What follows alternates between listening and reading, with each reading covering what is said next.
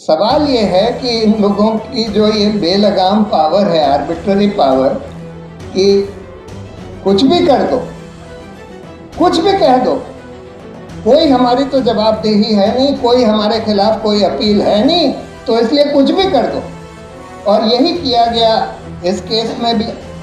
ऐसा बेहुदा जजमेंट कि आप कह रहे हैं कि भाई पुलिस, जिसके खिलाफ आरोप है कि उन्होंने फर्जी मुठभेड़ में लोगों को मार दिया, आदिवासियों को, कि उन्होंने ही जांच कर ली और उन्होंने बोल दिया सब ठीक है, तो इसलिए सब ठीक है, और आपने झूठा केस बनाया है और आपके ऊपर 5 लाख रुपए का फाइन लगा दिया जाता है।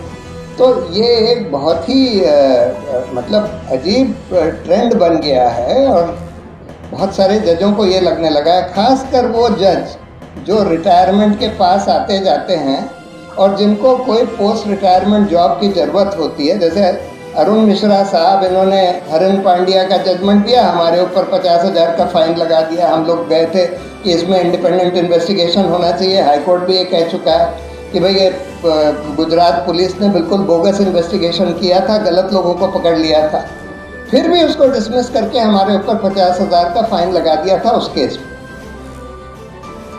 उसके बाद उन्होंने कई अहम फैसले, बिरला सहारा वगैरह सब दिया, और रिटायरमेंट के बाद ह्यूमन राइट्स कमीशन का उनको चेयरमैन बना दिया गया। पहले तो 6 महीने तक उनको अपना ऑफिशियल घर रिटेन करने दिया गया, रूल्स को सब दरकिनार करके 1 महीने के अंदर खाली करना होता है बंगला। उनको 6 महीने तक रखने दिया गया। उसके बाद उनको नेशनल ह्यूमन राइट्स का चेयरमैन बना दिया गया, ह्यूमन राइट्स कमीशन का। उसी तरह से गोगोई साहब को उन्होंने रफाल का फैसला दिया, अयोध्या का फैसला दिया सरकार के हक में, और उनको रिटायरमेंट के बाद राज्यसभा का मेंबर बना दिया गया था। देखिए, आज देश में हम देख रहे हैं कि हर तरह से लोकतंत्र का, मौलिक अधिकारों का पतन हो गया है, और देश एक बिल्कुल फांसीवादी ट्रैक पर निकल गया है। एक केस मैं कर रहा हूँ सुप्रीम कोर्ट में, अभी चल रहा है, अडानी की कुछ छत्तीसगढ़ में कोयला की खदानों के बारे में। तो ये खदान बिना किसी बिडिंग के राजस्थान की जो माइनिंग कंपनी है उसको दी गई थी, राजस्थान सरकार की। उस कंपनी ने सब कॉन्ट्रैक्ट अडानी की कंपनियों को दे दिया। सरकार ने उसमें, चाहे वाइल्ड लाइफ इंस्टीट्यूट ने बोला कि भाई यहाँ, पहले तो मिनिस्ट्री ऑफ एनवायरनमेंट ने ही उसको नो गो एरिया डिक्लेयर कर दिया था कि यहाँ कोई माइनिंग नहीं करी जा सकती। उसके बाद वाइल्ड लाइफ इंस्टीट्यूट ने भी बोला कि यहाँ कोई माइनिंग नहीं हो सकती, 3 लाख पेड़ काटे जाएंगे, बहुत डेंस जंगल है यहाँ पर। लेकिन फिर भी भारत सरकार ने और छत्तीसगढ़ सरकार ने मिलकर वहाँ पर अडानी को माइनिंग करने की परमिशन दे दी। तो पहली बात तो खैर ये अडानी को सब कॉन्ट्रैक्ट करी ही नहीं जा सकती थी, लेकिन राजस्थान सरकार की ऑफिशियल माइनिंग कंपनी ने अडानी को सब कॉन्ट्रैक्ट दे दिया इसका, क्योंकि सुप्रीम कोर्ट ने साफ साफ बोला था कि भाई ये कोयले की खदानों का ऑक्शन होना होगा, और बगैर ऑक्शन के सिर्फ सरकारी कंपनी को दिया जा सकता है। सरकारी कंपनी कोई निजी कंपनी को सब कॉन्ट्रैक्ट नहीं दे सकती। लेकिन राजस्थान सरकार ने दिया, और छत्तीसगढ़ सरकार, ये दोनों कांग्रेस की सरकार, मैं ये इसलिए बता रहा हूँ कि आज इस देश में अडानी जैसी कंपनी के लिए सब लोग, सारी पार्टियां, सारे राज्य उनको वेलकम करने के लिए तैयार हैं, और उस चक्कर में उनको हर तरह की सुविधा देने के लिए तैयार हैं। सिर्फ सुविधा ही नहीं, उनके कहने पर अभी तो वहाँ पर इसलिए माइनिंग नहीं हो पा रही क्योंकि वहाँ के लोकल लोगों ने उसको बहुत अपोज किया हुआ है, बहुत लोकल ऑपोजिशन है ज़बरदस्त। लेकिन इस ऑपोजिशन को ख़त्म करने के लिए, आदिवासियों को वहाँ से हटाने के लिए फिर ये सब किया जाता है, जिसकी वजह से सोनी जो आपको बता रही थी। देखिए, इस देश में ये तो खैर आदिवासी एरिया की बात, और इस केस का तो खैर हिमांशु जी आपको बताएंगे कि कितने प्रमाण थे ये दिखाने के लिए कि ये जो ये लोग कह रहे हैं कि भाई हमने नक्सलों के साथ मुठभेड़ में मार दिया नक्सलियों को, लेकिन ये वहाँ के आदिवासी थे, बिल्कुल इनोसेंट आदिवासी थे जिनको मारा गया। इसके बहुत प्रमाण थे, और ये केस तो बिल्कुल एकदम जिसको कहते हैं कि crime for an independent investigation. फिर भी सुप्रीम कोर्ट ने ये बोल दिया कि नहीं, वहाँ की पुलिस जांच कर चुकी है। अरे भाई, पुलिस के खिलाफ तो आरोप लगाया जा रहा है कि उन्होंने इनको मारा, और वही लोग जांच कर चुके हैं, और इसलिए अब इसमें कोई और जांच होने की ज़रूरत नहीं है, और इसलिए आपने झूठा केस किया है क्योंकि पुलिस जांच करके ये कह चुकी है कि भाई नहीं, सब कुछ ठीक है, जो कह रहे हैं वो सही है। मतलब ऐसा बेहुदा जजमेंट सुप्रीम कोर्ट से आना, और उसके ऊपर ऐसा फाइन लगा देना कि 5 लाख रुपए, ये इनके खिलाफ केस भी चला दो, झूठा केस दायर करने का, इनके खिलाफ 5 लाख का फाइन भी लगा दो। हम लोगों ने एक्चुअली जब मेरे खिलाफ कंटेम्प्ट में जजमेंट दिया कि तुमको कन्विक्ट किया जाता है, तुमने बड़ा सीरियस कंटेम्प्ट कमिट किया। ये दूसरी बात है कि उसमें 1 रुपये का जुर्माना लगाया, और नहीं तो 3 महीने की जेल वगैरह, लेकिन कन्विक्शन तो कर दिया कंटेम्प्ट के लिए। तो हम लोगों ने एक केस फाइल किया कि भाई अगर जब सुप्रीम कोर्ट कोई ओरिजिनल कंटेम्प्ट में आपको दोषी ठहराता है कोई क्रिमिनल चार्ज में, ये क्रिमिनल चार्ज है, तो उसमें कम से कम एक अपील होनी चाहिए। ये सुप्रीम कोर्ट बार बार कह चुका है कि किसी भी जने के खिलाफ अगर कोई कन्विक्शन होता है तो कम से कम एक अपील होनी चाहिए। तो हम लोगों ने एक पिटिशन फाइल करी कि भाई इसमें एक अपील तो कम से कम होनी चाहिए, तो सुप्रीम कोर्ट में ही कोई लार्जर बेंच के सामने जाए, नहीं तो कोई दूसरी बेंच के सामने जाए, एक अपील तो हो। तो उस पर अभी नोटिस इशू किया हुआ है। इसी तरह से अब ये जो फाइन लगाने का सिलसिला चल गया है, हम लोगों के ऊपर, हम लोगों ने एक पिटिशन फाइल करी कि भाई वो पुराने चीफ जस्टिस थे दीपक मिश्रा, उनका सीबीआई इन्वेस्टिगेशन कर रही थी क्योंकि एक मेडिकल कॉलेज स्कैम में उनका इन्वॉल्वमेंट था। तो हमने ये पिटिशन फाइल करी कि भाई सीबीआई तो सरकारी एजेंसी है, चीफ जस्टिस का इन्वेस्टिगेशन सरकारी एजेंसी करे, ये बात ठीक नहीं है। सुप्रीम कोर्ट पहले भी कह चुका है, इसलिए कोई स्वतंत्र एसआईटी का गठन होना चाहिए जो इसका इन्वेस्टिगेशन करे।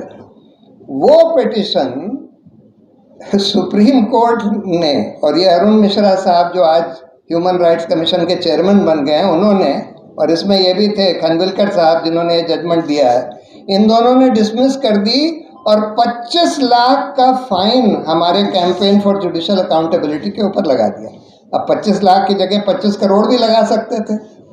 सवाल ये है कि इन लोगों की जो ये बेलगाम पावर है, आर्बिट्ररी पावर, कि कुछ भी कर दो, कुछ भी कह दो, कोई हमारी तो जवाबदेही है नहीं, कोई हमारे खिलाफ कोई अपील है नहीं, तो इसलिए कुछ भी कर दो। और यही किया गया इस केस में भी।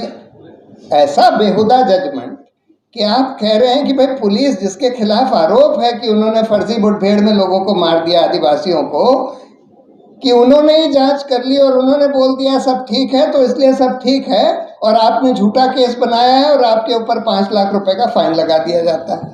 तो ये एक बहुत ही मतलब अजीब ट्रेंड बन गया है, और बहुत सारे जजों को ये लगने लगा है, खासकर वो जज जो रिटायरमेंट के पास आते जाते हैं और जिनको कोई पोस्ट रिटायरमेंट जॉब की ज़रूरत होती है। जैसे अरुण मिश्रा साहब, इन्होंने हरिन पांड्या का जजमेंट दिया, हमारे ऊपर 50,000 का फाइन लगा दिया। हम लोग गए थे कि इसमें इंडिपेंडेंट इन्वेस्टिगेशन होना चाहिए। हाईकोर्ट भी ये कह चुका है कि भाई ये गुजरात पुलिस ने बिल्कुल बोगस इन्वेस्टिगेशन किया था, गलत लोगों को पकड़ लिया था। फिर भी उसको डिसमिस करके हमारे ऊपर 50,000 का फाइन लगा दिया था उस केस में। उसके बाद उन्होंने कई अहम फैसले, बिरला सहारा वगैरह सब दिया, और रिटायरमेंट के बाद ह्यूमन राइट्स कमीशन का उनको चेयरमैन बना दिया गया। पहले तो 6 महीने तक उनको अपना ऑफिशियल घर रिटेन करने दिया गया, रूल्स को सब दरकिनार करके 1 महीने के अंदर खाली करना होता है बंगला। उनको 6 महीने तक रखने दिया गया। उसके बाद उनको नेशनल ह्यूमन राइट्स का चेयरमैन बना दिया गया, ह्यूमन राइट्स कमीशन का। उसी तरह से गोगोई साहब को उन्होंने रफाल का फैसला दिया, अयोध्या का फैसला दिया सरकार के हक में, और उनको रिटायरमेंट के बाद राज्यसभा का मेंबर बना दिया गया। अब खानविलकर साहब 30 तारीख को रिटायर हो रहे हैं, अब देखिए कि इनको क्या मिलता है रिटायरमेंट के बाद। तो ये एक तरीका बड़ा प्रचलित हो गया है कि जजों को रिटायरमेंट के बाद का कोई नौकरी का लुभान देकर और उनसे जो चाहो फैसले करवा लो। और यही बात अरुण जेटली ने एक बार पार्लियामेंट में बोली थी कि the lure of post retirement jobs influence judgement of जजेस and this is a serious threat to the independence of the judiciary. और ये हम देख रहे हैं कि आज ये सब हो रहा है। मैं तो थोड़ा सा बस हटके न्यायपालिका की बात करना चाहता था कि देखिए आज देश में हम देख रहे हैं कि हर तरह से लोकतंत्र का, मौलिक अधिकारों का पतन हो गया है और देश एक बिल्कुल फांसीवादी ट्रैक पर निकल गया है। ऐसी सिचुएशन में न्यायपालिका की, खासकर सुप्रीम कोर्ट की बहुत ज़्यादा ज़रूरत होती है। हमारे संविधान में जो हायर जुडिशरी है, हाई कोर्ट, सुप्रीम कोर्ट, उनको दायित्व दिया गया है कि लोगों के मौलिक अधिकारों की रक्षा करना, लोकतंत्र की रक्षा करना, संविधान की रक्षा करना और कार्यपालिका और विधायिका को अपने दायरे में रखना, ये सब बहुत बड़ा दायित्व सुप्रीम कोर्ट और हाई कोर्ट को दिया गया है। लेकिन आज हम ये देख रहे हैं कि हर तरह से हमारे लोकतंत्र का हनन हो रहा है, मौलिक अधिकारों का हनन हो रहा है, संविधान की धज्जियां उड़ाई जा रही हैं। लेकिन ज़्यादातर हम देख रहे हैं कि उच्चतम न्यायालय, उच्च न्यायालय मूक दर्शक बनकर इन सब चीज़ों को देख रही हैं और मौलिक अधिकारों की और लोकतंत्र की रक्षा नहीं कर रही हैं। एकाध अपवाद ऐसे आते हैं, एकाध केसेस ऐसे आते हैं, जैसे मोहम्मद जुबैर के केस में अच्छा फैसला आ गया, एकाध और केसेस में अच्छा फैसला आ गया। लेकिन बाय एंड लार्ज हम ये देख रहे हैं कि आज न्यायपालिका की स्वतंत्रता बिल्कुल चरमरा गई है और ऐसा दिखाई देता है कि न्यायपालिका ने, न्यायपालिका ने, उच्च और उच्चतम न्यायपालिका ने अपने घुटने सरकार के सामने टेक दिए हैं। तो ऐसे सिचुएशन में हमारा सबका दायित्व बनता है कि जब जब हम ये देखें कि न्यायपालिका अपना काम नहीं कर रही, अपनी ड्यूटी नहीं निभा रही और हमारे अधिकारों की रक्षा नहीं कर रही, वहाँ पर हमको बिल्कुल खुलकर उसके खिलाफ हमको प्रोटेस्ट करना चाहिए, उनको क्रिटिसाइज करना चाहिए, बिल्कुल खुल के और ज़ोर के करना चाहिए।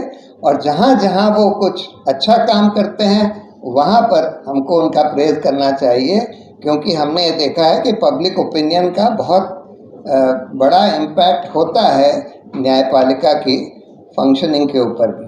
तो इसलिए बाकी तो सब बातें और लोग करेंगे, लेकिन मैं बस न्यायपालिका के बारे में ही थोड़ा बहुत कहना चाहता था। बहुत बहुत धन्यवाद। खबरों में बने रहने के लिए फोरम 4 को सब्सक्राइब करें और नोटिफिकेशन पाने के लिए बेल आइकन दबाएं।